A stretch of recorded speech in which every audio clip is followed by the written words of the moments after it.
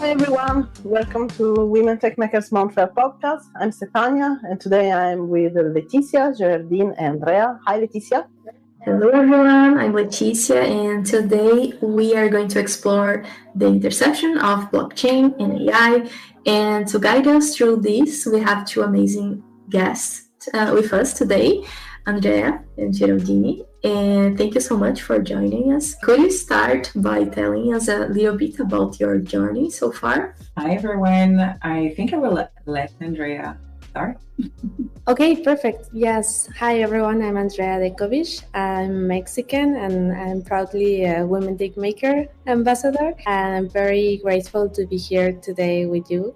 A little bit about my journey. I would say I've been running a film festival for almost 2 years. Actually, the second year is going to be really soon in October 20 and 21st in Montreal. So I'm going to potentially share a few more information during this call, but we're mainly trying to promote the education and responsible use of these technologies, blockchain and AI. And we do it through screenings. We also show how these technologies have been applied in the film industry. So we are partnering with a lot of reliable products that we want to bring, as a first friendly face for people who are, learning or starting this process, which is really overwhelming. A lot of technicisms, a lot of slang, a lot of also biases in terms of Web3 has a lot of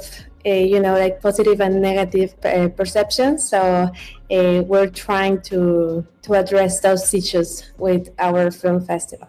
And I'm going to pass the microphone to Geraldine. Thank you, Andrea. So I'm a serial entrepreneur. My name is Geraldine Jippé. I am the co-founder at AssetsWaves. AssetsWaves is a way for us to democratize the access to real estate using blockchain for more transparency and for a collective wealth growth. In the past, I also co-founded another marketplace in the water sector. And for the last, I would say 10 years-ish, I also have served as a solopreneur through Bloossoming House, where I support companies through their digital growth, but also impact and learning through coachings and mentorship.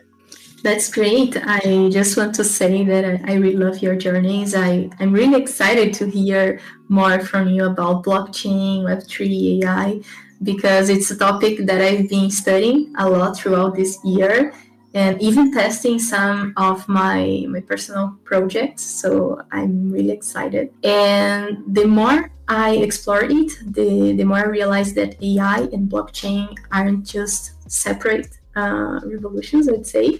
They are actually starting to converge. So we've been seeing this in areas like gamification, healthcare, education, finance. So from your perspectives, how are these technologies coming together to reshape industries like film, real estate, and beyond? I think if I may take that one for starter, what we have been working on through AssetsWaves is actually that to converge both technologies. And we know that blockchain and AI do serve well for more transparency to some extent, while we're using things like smart contracts, for example, but also AI where we're trying to have a predictive match that makes sense.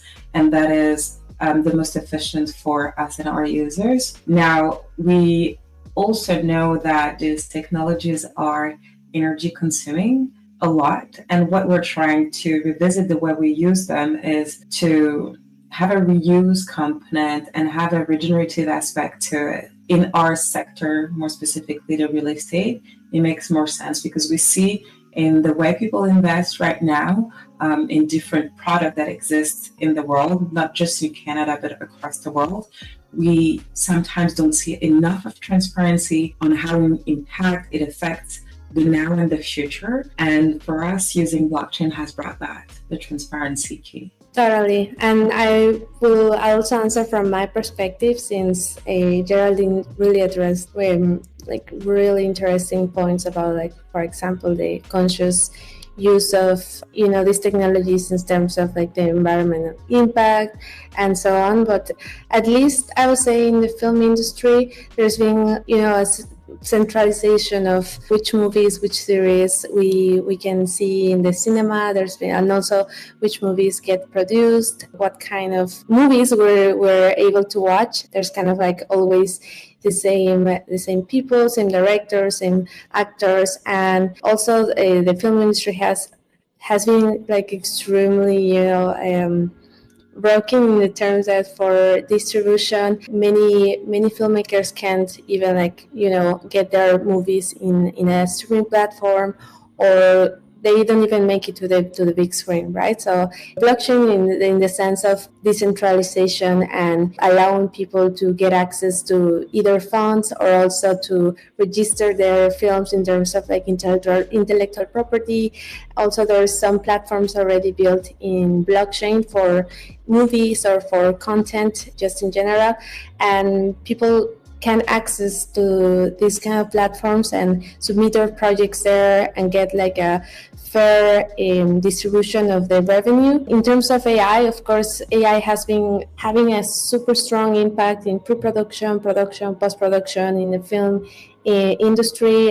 Filmmakers are either against it, or some of them are also implementing the AI technology. But there's really like a lot of softwares and a lot of things going on that it's really hard to catch up with everything that is now available for film, for everyone, just in general. So I feel like it can become very intimidating. We're also like, for example, in La Flores, what we're trying to do in the film festival is to also bring experts in AI, physicists, lawyers who can talk about intellectual property in terms of when you create something, is it yours or can you use it, which softwares are doing the responsible thing of not getting the appropriation of other artists as well. So these are the topics that we are currently addressing, and I think that just in general for art, for any kind of knowledge, any kind of information that can feed the AI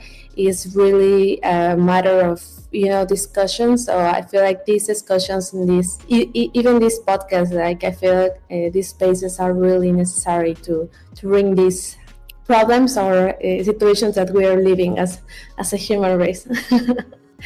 Basically. That's super interesting. So considering what you have just mentioned, would you say that blockchain and AI are opening doors for more inclusion and democratization?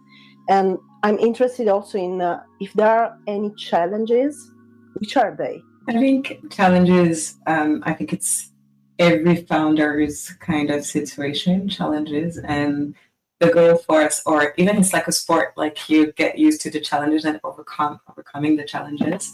Through blockchains, is the adoptions, the learning is not as mainstream as people think. In our field, in the tech, I would say prop tech space, people always associate blockchain to anything crypto. And when people think crypto, they think scam for too many of them. Although we're using the same technology, it's not exactly the same, at least for us, as we are basing our technology on stable coins, just to have a value that is attached to an asset, like for an exchange on one-to-one, at least to get closer to the one-to-one process. So these are the type of challenges that we're facing. But also, as a startup founder, and our current startup is fairly young, the funding is very complicated as well, because people are more used to anything AI, but when it comes to blockchain, it's still like a kind of a blurry zone where people are not very familiar. And behind that, there's also like a kind of a politic agenda, right? Everybody in Canada is moving forward solely on anything AI, right? But blockchain is some sort of left aside, and we have to push forward to promote the perks of using these technologies and how we can support communities, the collective, and bring another dimension to the future of what we're building. Yeah, I just feel like lack of awareness of these technologies and the impact, like even the economical impact that we're going to face really soon in terms of, for example, how Bitcoin is now like becoming a really like reference of the economy in many countries. I mean, I don't want to go through that conversation about like crypto coins or stuff like that, but there's definitely like a learning curve for, Canada. I feel like I'm not even sure which country is like really leading like the adoptions of these technologies. Probably Singapore or some of the Asian countries are already, using crypto every day. But I feel like if we're not talking about this, if we're not learning about blockchain or like also the cryptocurrency that is got like this revolution that is going on, we're gonna be behind, and we're gonna be in a disadvantage of how we can learn how to use this in our benefit, how we can implement it, how we can, make decisions instead of just following whatever we hear in the news or, using just these technologies as like without really knowing the impact behind or what's going to happen also in the future. I feel like in Montreal, at least, it's a really small community of Web3 people who have been in the ecosystem for like many years, and yeah, of course they know everything. They know many products. They are developing. They're getting funds. But yes, in terms of blockchain, I feel like there's a really lack of information or awareness, and the learning curve is really like difficult to address, because I mean, it's a world of information that if you are not receiving like the proper guidance, you're gonna probably like get lost pretty easy. That's arise a question. I know that our community in Women Tech Makers is mostly AI. There are product managers and design. So I would like to ask you to explain to them what is blockchain and how it may be useful for them, because I think it's super important, since you are two experts, that people know what is blockchain, how can they start their interest, why it might be important for them to know about those technologies. I can bring my own touch. I'm not coming from the tech side of things. I'm coming from the business side of things. But blockchain for me is books and ledgers, digital ledgers, that offers more capacities and more transparency than any other technology. There are different, there are some that we know, like Solana, like Ethereum's, that are commonly used. There are more than that. There are some that are more independent.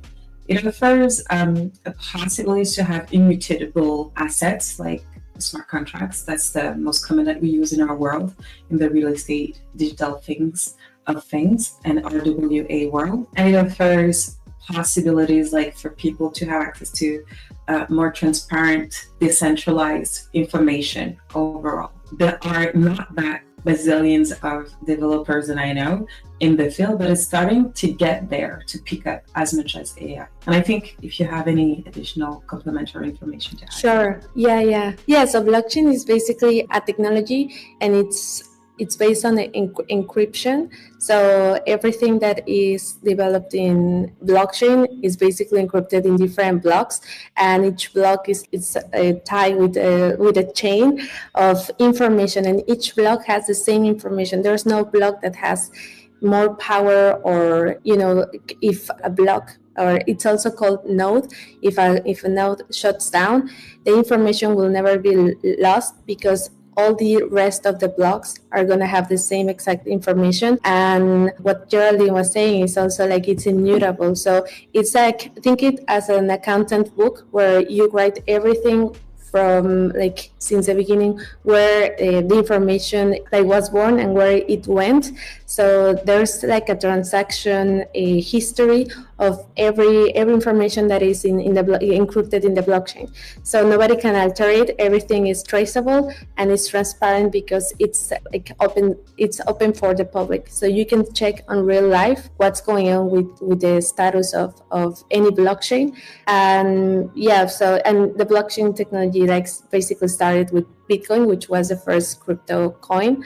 But the same model has been repeated to different systems of information. And as Leticia or Stefania was saying, it can be applied to any kind of information, not only finance, crypto coins. It can be applied for the health system, for real estate, for education. So all the data that can be like relevant or important can be manipulated and can be decentralized, as like many corporations or many industries have like decentralized information. So for example, if AI implements blockchain, all the information that is in the AI will be decentralized and be able to be known or seen by any people who go and have access to the blockchain that is running the AI. So it's like maybe a bit too technical or complex, but I hope it was like it was clear enough. I love what you said, because when I started studying blockchain Web3, I thought it was just crypto,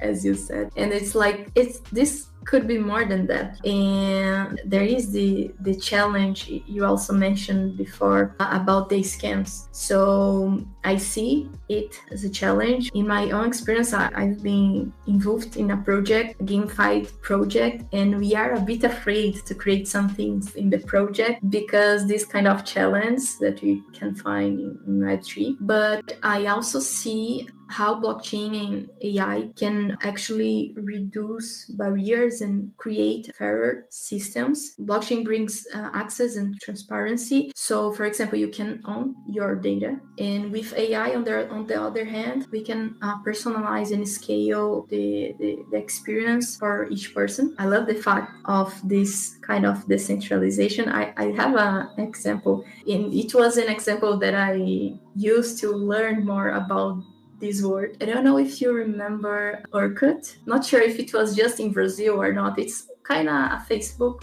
It was a platform. So I wish I had all the testimonials in that platform, but it was a centralized platform, so we can't access anymore. Exactly. And that's one of the main points of Web3. So Web3 is basically a lot of people who may not know what Web3 means. It's like the evolution of the internet. So first there was the Web 1, which was only a passive interaction between the human and the computer, which was reading only. When the internet was invented, you had maybe your email or your blog, and it was solely reading. And then the Web 2 or social web became really normal for everyone, because it was about the social media. So it was learning and writing, and the instant reply of Facebook or Instagram, or the reactions, sharing, everything. It was way more dynamic. But the thing is, in Web 2, all these corporations who have the access and control of all our information, is not your Facebook account is yours. It belongs to Facebook. So if Facebook decides to shut down your account, it can, because it will never belong to you. It's not yours. It's your information, but it's also their information because it's in their platform. So that's why Web3 exists, or became the new internet that is about reading, writing, and also owning. So whatever you have in Web3, if you, let's say, buy an NFT or get some crypto, or have access to certain information, and you let's say pay for it or create it, it's gonna be yours, and nobody can ever remove it from your possession. Just like a bank account, if tomorrow the system breaks and you had money in your bank account, if it's not in crypto, the bank can remove all your money from your bank account. But if you have your wallet, and you went through the process of learning about how to open a wallet and buy money or USD in the crypto coin or whatever, it's gonna be yours. So that's the main concept. Web3 is mostly an ideology of owning your information and your digital assets, and it runs on blockchain, which is the technology that supports Web3.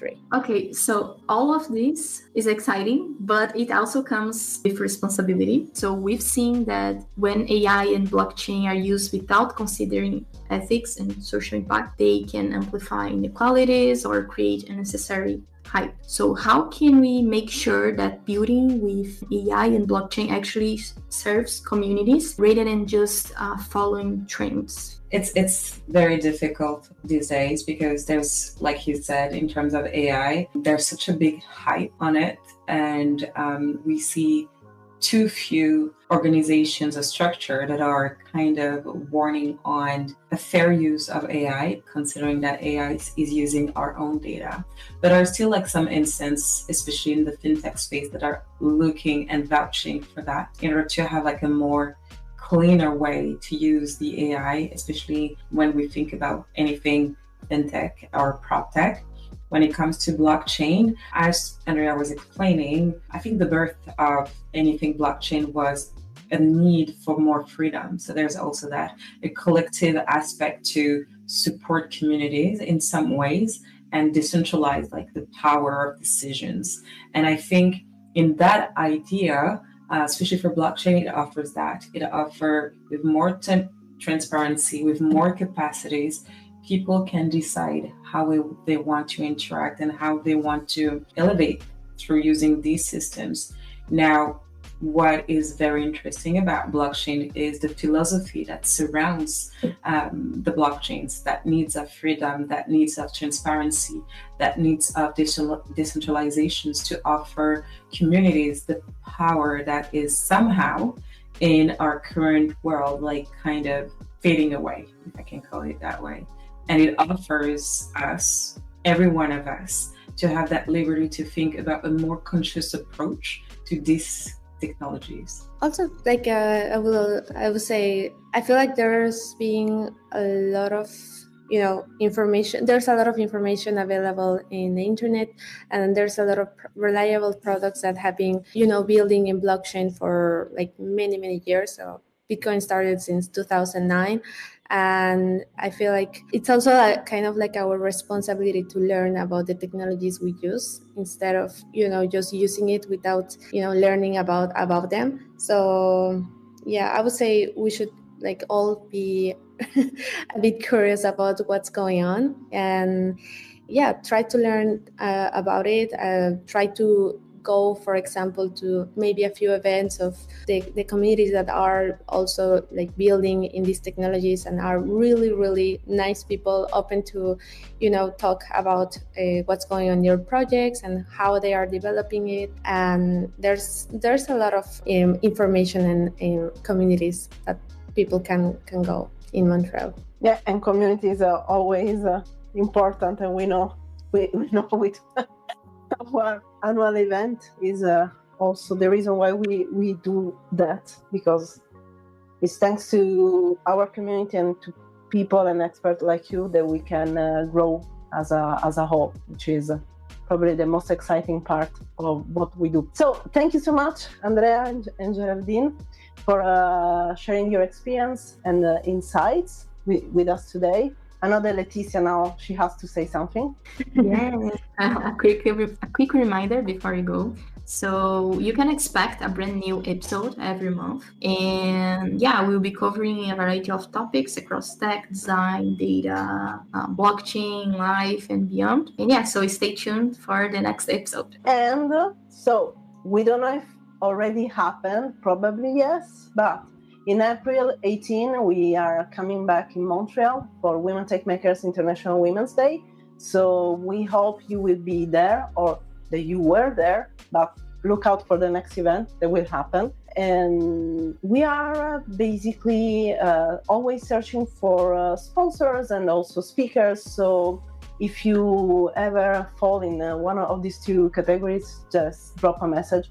And if you want just to talk, just drop a message in any case. Thank you so much. Thank you so much. And we will see you in the next episode. Yeah, thank you so much, Geraldine, Andrea, thank you Steph, so much and for having us. Next time. See you. Bye. Perfect. Bye, girls.